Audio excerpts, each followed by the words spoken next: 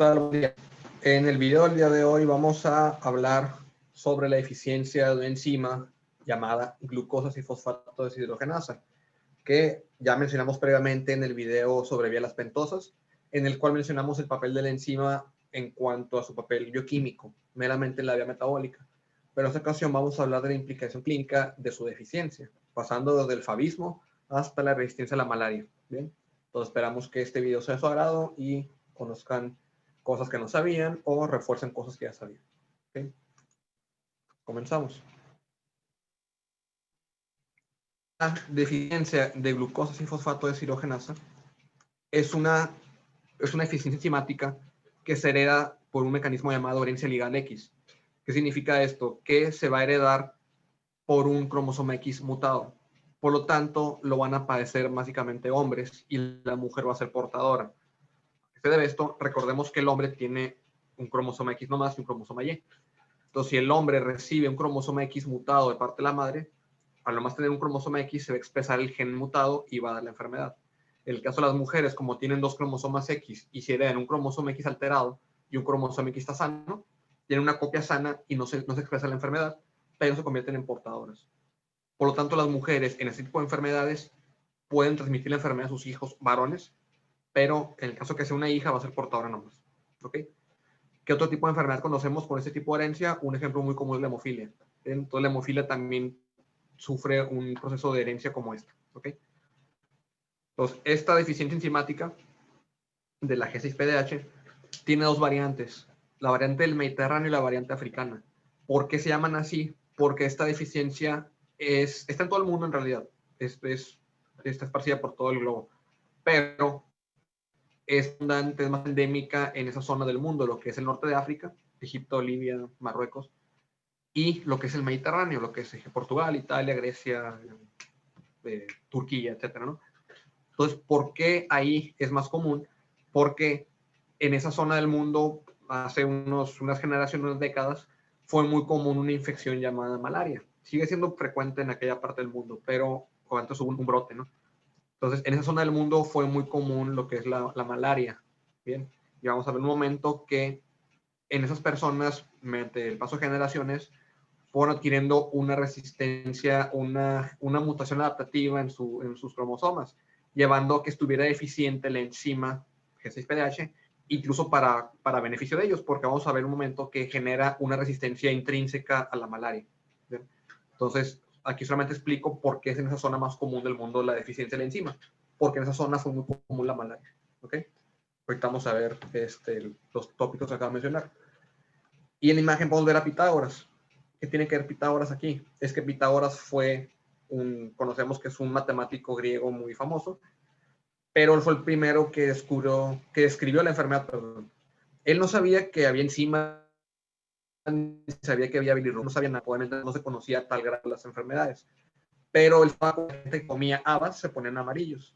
Entonces, ya con el tiempo, se descubrió cuál fue el mecanismo. De hecho, en los años 50 del siglo pasado, encontraron que había personas que al darles primaquina, que es precisamente un antimalárico, esas personas al darles primaquina se ponían amarillos, les da ictericia. Entonces ellos dijeron, pues, ¿qué tiene la primaquina que genera eso? Entonces descubrieron que la primaquina causaba ictericia en personas susceptibles con una deficiencia enzimática del glóbulo rojo y descubrieron que era la enzima G6PDH. Ahorita vamos a ver más a detalles. Entonces, vamos a hablar de la primera implicación de la falta de la enzima, que se llama anemia hemolítica. Bien, cabe resaltar para iniciar este tema que este padecimiento va a ocurrir básicamente en eritrocitos viejos. Bien, voy a moverle aquí para que vean. Entonces, en los glóbulos rojos viejos que ya están a punto de ser degradados, que ya tienen un tiempo de vida, digamos, prolongado, ellos son más susceptibles al estrés oxidativo y ser destruidos ante una deficiencia de la glucosa y fosfato deshidrogenasa. Bien, que le vamos a empezar a llamar G6PDH para abreviar. Rojos cenecientes, viejos, que ya están a punto de morir, ellos tienen una mayor susceptibilidad al estrés oxidativo porque ya tiene una carga más baja de la enzima. Bien, y aparte está bien activa más. Entonces vamos a ver cómo influye la vía de las pentosas con la enzima G6PDH con la neutralización de los radicales libres. Entonces, vamos a hablar de la primaquina. Entonces, la primaquina la van a ver muy comúnmente en los esquemas de esta deficiencia porque fue el medicamento prototipo en el cual se descubrió esta enfermedad. Entonces, la primaquina, como mencioné, es un medicamento contra la malaria. Bien, pero la primaquina y otros agentes, como están a la izquierda, lo que es una acidosis metabólica, algunos virus de la hepatitis pueden llegar a afectar a nivel de glóbulos rojos, una neumonía y algunos alimentos o bebidas como el vino, la soya y las habas. Las habas específicamente las vamos a ver un tópico aparte, que es el favismo, lo vamos a ver en unos momentos.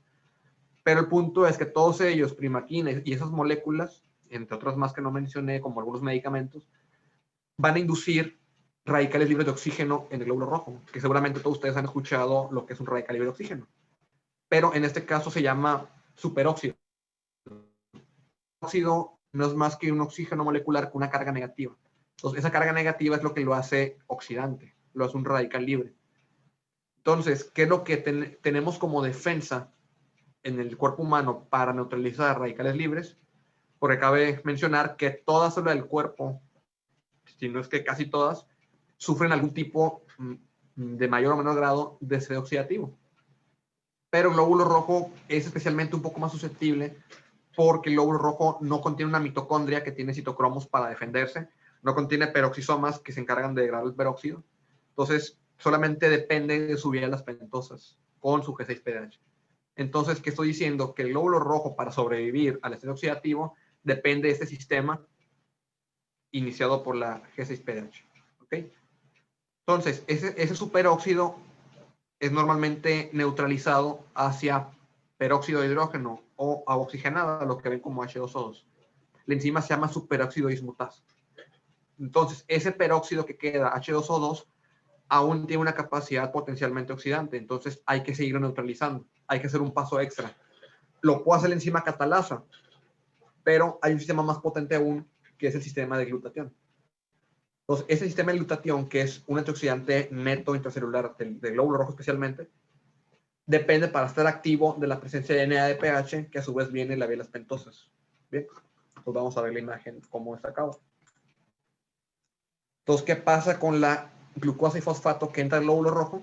Es convertida a 6-fosfogluconolactona por la enzima glucosa y fosfato deshidrogenasa, o G6PDH. Entonces, esta enzima, ¿qué hace? Junto con la segunda enzima de abajo, van a producir NADPH.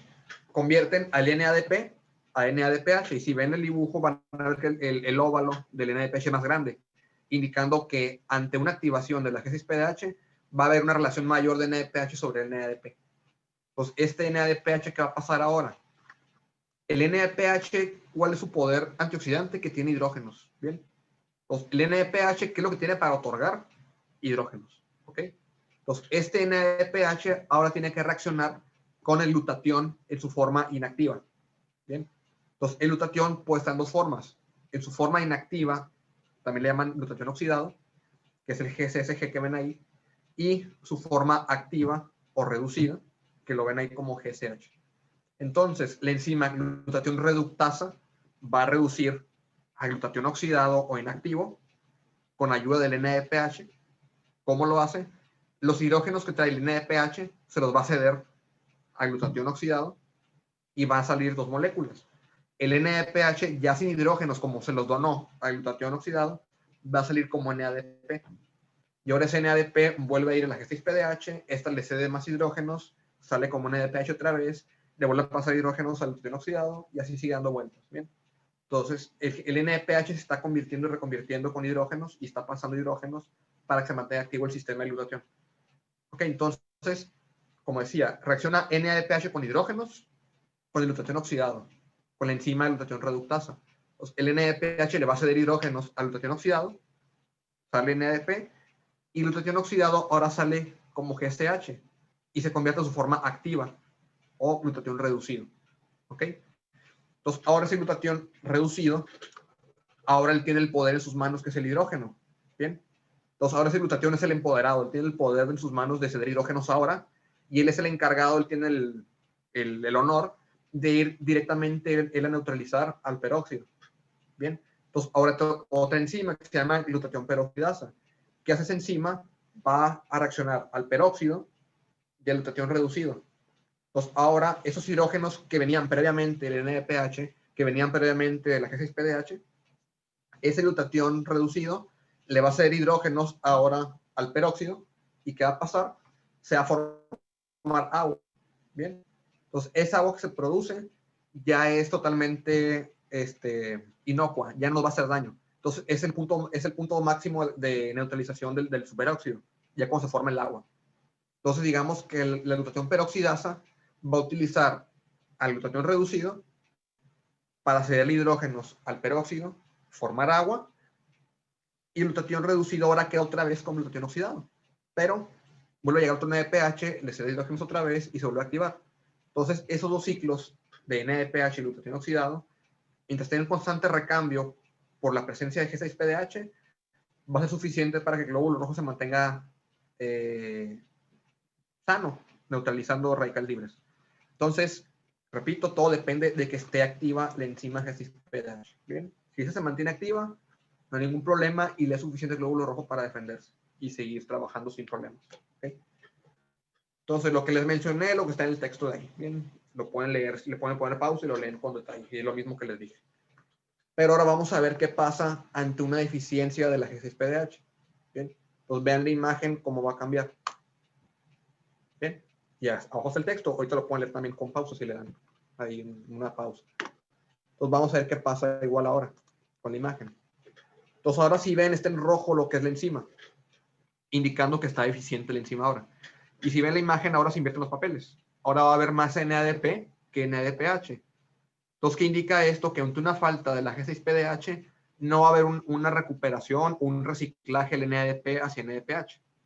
¿Y eso que lleva? Que bajan los niveles de NADPH. Entonces, si bajan los niveles de NADPH, no va a haber quien le cede hidrógenos al glutatión oxidado para activarlo. Entonces, ¿qué pasa? Que va a disminuir el glutatión activado. El GCH va a ser menor. ¿Bien? Entonces, si lo pongo con flechas, ¿qué va a pasar? Va a estar bajo este, va a estar bajo este, y al no haber glutatión activado que me neutralice al peróxido, ¿qué va a pasar? No va a haber neutralización del peróxido hacia agua, va a aumentar el peróxido. Voy a poner esto aquí. Y al aumentar el peróxido, pues ¿qué va a pasar?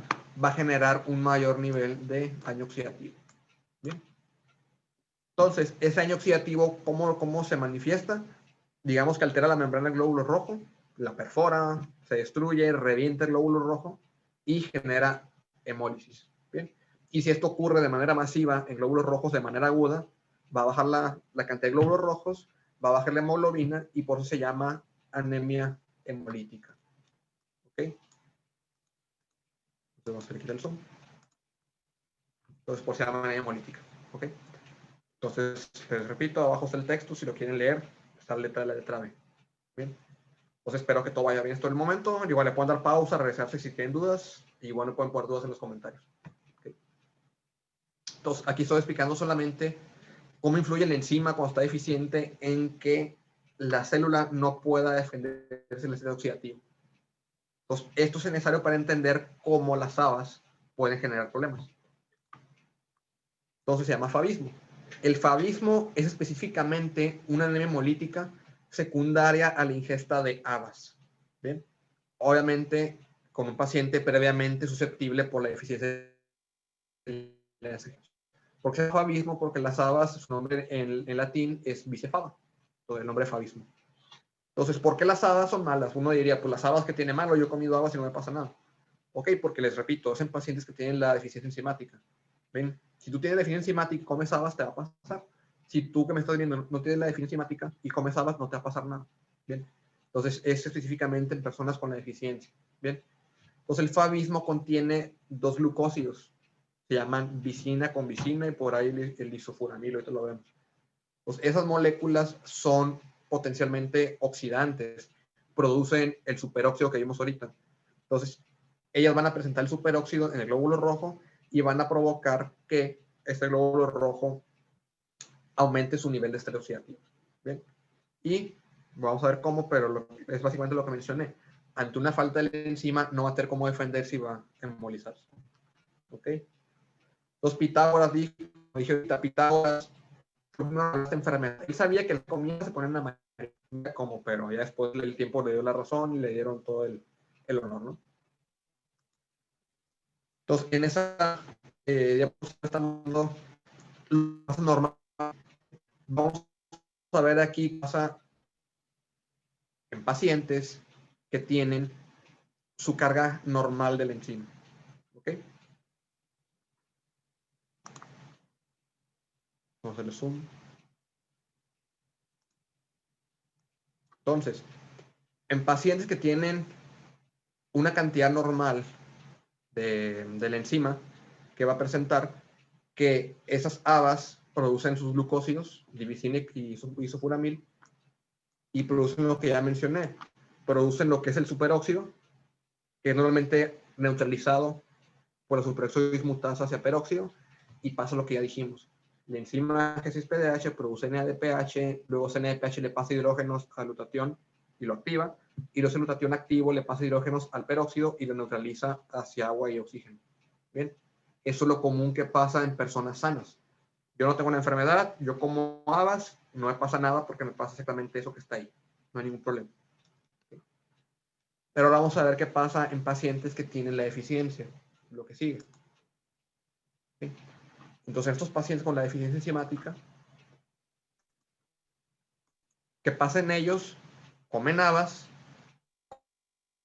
comen los glicina o la convicina. Aquí está el problema. Que en ellos igual está en rojo. Va a haber una eficiencia de la glucosifosfato deshidrogenasa aquí. ¿Ok? ¿Y qué pasa? Al haber una deficiencia de la enzima, lo que vimos al principio, va a aumentar el NADP y va a bajar el NADPH. Entonces, al no haber NADPH, ¿qué va a pasar? No va a haber glutatión activo. ¿Sí? Y al no haber glutatión activo, no va a haber quien neutralice el superóxido y va a aumentar. Va a aumentar el peróxido de hidrógeno. Entonces, al aumentar el peróxido de hidrógeno, va a aumentar el exceso oxidativo, aumenta la hemólisis, bien, y eso que lleva, como dijimos, a anemia hemolítica. ¿Okay? Aguda. ¿Okay?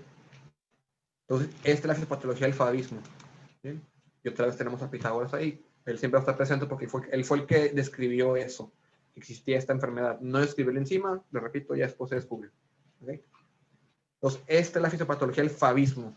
Bien, que específicamente la ingesta de habas. Aunque si ven los libros le van a mencionar fabismo como si de la deficiencia de la enzima. Pero no. El fabismo es específicamente la consecuencia de comer habas ante una deficiencia de la enzima. ¿Ok? Ahora lo que vamos a ver en la siguiente diapositiva es el diagnóstico manejo de la deficiencia, no en sí el fabismo. ¿Bien? Entonces, ¿cómo se diagnostica la enfermedad, la deficiencia de la G6PDH? Se suele detectar de dos formas. En pacientes al nacer se puede hacer un tamiz que le llaman tamiz metabólico o neonatal y pueden solicitar la enzima ahí, y si sale deficiente, pues pueden encontrar desde el nacimiento que tiene la enfermedad. Pero la otra forma, que es la más común, es que un paciente de repente ingiere habas o ingiere algún medicamento o alguna sustancia que genere estrés oxidativo, generalmente en la etapa de infantes, de los 2 años, 3 años. ¿Qué pasa? Que se van a poner amarillos. Entonces, en los laboratorios de sangre van a encontrar un patrón laboratorial que suele indicar que hay una hemólisis, que es obviamente la presencia de anemia, bilirrubina indirecta aumentada. ¿Por qué la bilirrubina? Porque recuerden que el glóbulo rojo al destruirse libera hemoglobina. Y la hemoglobina contiene dos partes, la globina y el grupo hemo. Y ese grupo hemo, cuando se metaboliza, produce bilirrubina indirecto. Entonces, el decir que hay una hemólisis aguda es igual a decir una elevación de bilirrubina indirecta. Entonces, repito, el patrón es anemia, bilirrubina indirecta elevada, reticulocitos elevados, que son las fases inmaduras de los glóbulos rojos que se van a liberar en respuesta a una falta masiva aguda de glóbulos rojos, y la LDH elevada, que es una enzima que es abundante en el interior del glóbulo rojo, que al destruirse pues la va a liberar la sangre. Entonces, esos laboratorios en conjunto y más el historia clínica de que ingirió habas o de que ingirió un medicamento, como está en la lista, nos va a indicar que posiblemente la causa es una deficiencia en la enzima. ¿Bien? Pero obviamente el diagnóstico definitivo es hacer un estudio de glóbulos rojos, de cuantificación enzimática, y nos va a dar el diagnóstico definitivo. El manejo del paciente como es incurable porque es una enfermedad genética, ¿no? Que hay casos que se pueden curar de otras enfermedades genéticas, pero este caso se menciona que es incurable. Entonces el manejo simplemente es no darle al paciente alimentos o medicamentos o proteger infecciones que puedan desencadenar la hemólisis. ¿Bien? Entonces ahí les dejo una lista de medicamentos que pueden causar una hemólisis en esos pacientes. No lo voy a mencionar uno por uno, simplemente que tengan el dato ahí. Le pueden hacer screenshot, guardarlo como quieran, entonces para que tengan la información a la mano. Pero entre los más sonados está la nitrofurantoína, que es un antibiótico usado en infección de vías urinarias. Está las sulfas, sulfametoxol, que usan también como antibiótico, junto con trimethoprim. Está, por ejemplo, lo que es la primaquina, que fue el primero que se descubrió que causaba este problema, que era para malaria, entre otras cosas, ¿no? Entonces, esos medicamentos se deben evitar lo más posible en pacientes con esta deficiencia enzimática para evitar que les dé una anemia hemolítica aguda. ¿Okay? Y en algún momento hablaremos de las anemias hemolíticas, pero recordar que hay dos tipos de anemias hemolíticas. Están las autoinmunes y las no autoinmunes. En este caso, al ser un mecanismo meramente de radicales libres, en el que es una enzima que está deficiente y no hay ningún anticuerpo que lo destruya, se dice que es una anemia hemolítica no autoinmune. ¿Bien? Y de hecho, de las más comunes es precisamente la deficiencia de la G6PD-H. ¿Bien? Entonces, si queremos hacer un diagnóstico visual en un frotis de sangre, vamos a encontrar esto. Vamos a ver dos características morfológicas de los glóbulos rojos. Vamos a ver una parte blanca dentro del glóbulo rojo que es un agregado de hemoglobina. Entonces, esa hemoglobina, por el radical libre que la altera, se precipita y se ve esa mancha blanca que se llama cuerpo de Heinz. Pero esa mancha blanca, a su vez, le va a dar una forma al glóbulo rojo que parece que está mordida, como si le faltara un pedazo. Pues se llama bite cell. Entonces, esa morfología puede sugerir visualmente que el paciente tiene una deficiencia de esta enzima también, por el estrés oxidativo que sufre la hemoglobina y se precipita en un forma de cuerpo de Heinz. Entonces, espero todo vaya bien hasta aquí. Con esto acabamos lo que es la deficiencia por el favismo. Y les dejo un meme. Ya saben que actualmente los memes son hasta educativos, ¿no? Entonces me gusta usar mucho en mis clases los memes. Entonces es un meme que les traigo yo. Entonces han visto seguramente en muchos memes a este hombre vestido de rosa que va al ruedo contra un tipo mucho más fuerte que él, ¿no? Entonces es una forma que entiendan cómo la falta de enzima, las habas tienen el poder sobre esa persona, ¿no? Porque lo pueden literalmente dar problemas muy grandes. Entonces, igual este meme lo pueden buscar en mi página de Instagram, que es igual, Joaquim Amador. Ahí pueden buscar este meme para que lo compartan, ¿no? Entonces, es educativo. Y la última parte de este video vamos a hablar brevemente de temas microbiológicos, que es la malaria. Entonces, al principio del video les comentaba que esta deficiencia enzimática era muy prevalente, o sigue siendo muy prevalente en la zona de África del Norte y el Mediterráneo, porque fue una zona que por mucho tiempo muy endémica a malaria. ¿Okay? Entonces, la malaria, vamos a ver la introducción breve de la malaria, es una infección producida por un protozoario llamado Plasmodium, que es como que el género, que pertenece a un grupo llamado, a su vez, apicomplexa. Y entre los Plasmodium hay 4 especies principales que pueden producir la malaria. Es el Falciparum, Vivax, el Ovale y el Malariae. ¿Bien? Y se ha encontrado que hay una quinta especie que puede llegar a presentar la enfermedad, que es el Plasmodium knowlesi, que se ha demostrado que está como que en macacos, en changos. Pero es menos común que ellos, pero pues, lo mencionan como el quinto parásito. ¿Bien? Y la malaria es una enfermedad que necesita un vector. Y este vector se llama mosquito anófeles, que lo ven en la parte de arriba de la diapositiva. Entonces, no aguanta detalles el ciclo vital del parásito.